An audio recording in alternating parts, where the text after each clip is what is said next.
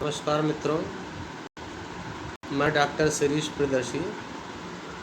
खैर यह शूटिंग तो मैं बनारस में कर रहा हूँ, लेकिन कई मित्रों ने प्रश्न उठाया कि आप किस आधार पर कह सकते हैं कि अंगिरा ऋषि की तपस्थली खेतासराय में थी।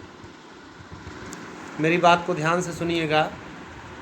कई लोगों ने मेरे सामने यह प्रश्न रखा कि अंगिरा ऋषि की तपस्थली खेतासराय में थी, उसके पीछे कहने का जो है आपका पीछे क्या प्रमाण था।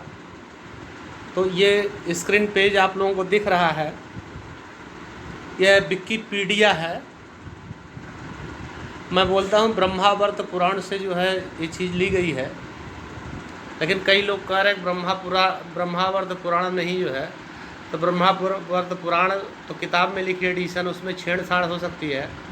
तो हम विकिपीडिया से आपको प्रमाण देने के लिए उपस्थित हुए हैं, और मेरी बात को ध्यान से देखिएगा, समझिएगा। देखिए, हम थोड़ा सा स्क्रीन शेयर कर रहे हैं आपके सामने। ये अंगिरा ऋषि बैठे हुए हैं, उनके अगल बगल में हिरण बैठे हुए हैं, और पुराणों में बोले गए अंगिरा ऋषि का चित्र यह लिखा हुआ है इस पेज पर।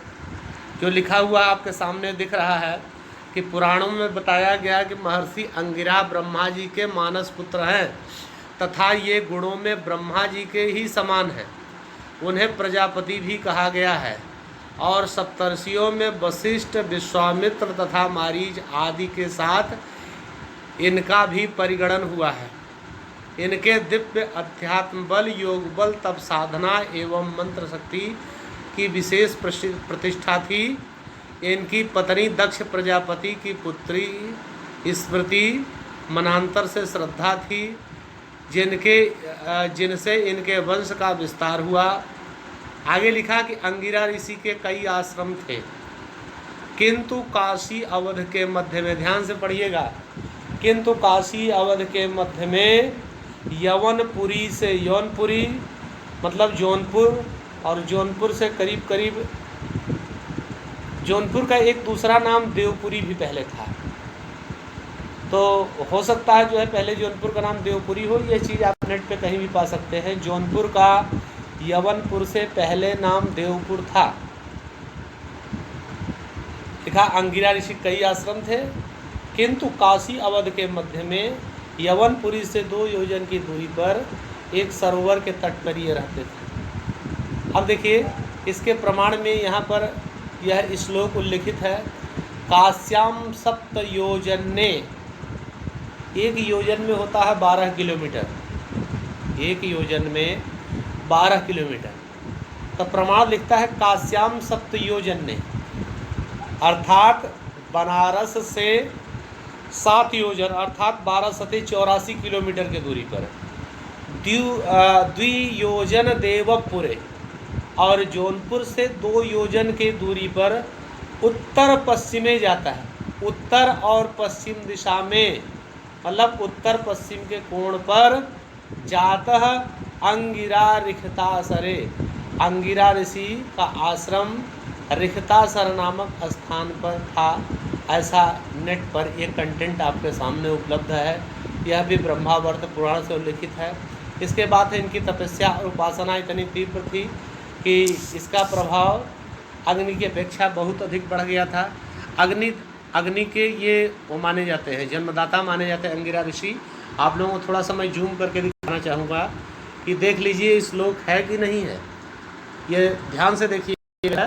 अंगिरा ऋषि के कई आश्रम थे, किंतु काशी अवध के मध्य में यवनपुरी से 2 योजन दूरी पर एक सरोवर के तट पर रहते थे। काश्याम सप्त योजन ने 12 सते 84। जरा सा आप इंटरनेट से सर्च करिए बनारस से हमारे खेतासराय की दूरी कितनी है। 2 योजन देवपुरे, और देवपुर से अर्थात जौनपुर से 2 योजन अर्थात 24 किलोमीटर की दूरी पर उत्तर पश्चिम में जाता है। उत्तर पश्चिम के कोने पर जाता है अंगिरा रिखतासरे। अंगिरा ऋषि का जो है आश्रम था कहाँ पर, रिखतासर नामक स्थान पर। यह रिखता माने ऋषि का, ता माने का, सर माने तालाब। इसी बेसिस पर मैंने पिछला वीडियो शूट किया था। और आज मैं बड़ा दुखी हूँ कि हमारी जनता हमसे कहीं कहीं प्रमाण मांग रही है। तो ये प्रमाण भाई साहब आपके सामने है। मेरे घर का न इंटरनेट बनाया हुआ है और न मेरे घर का जो है विकिपीडिया या वो बनाई गई ऑनलाइन जो कंटेंट उपलब्ध है, आप इसको बहुत स्पष्ट देख सकते हैं। चाहे जैसे देख लिए, श्लोक है कि नहीं है।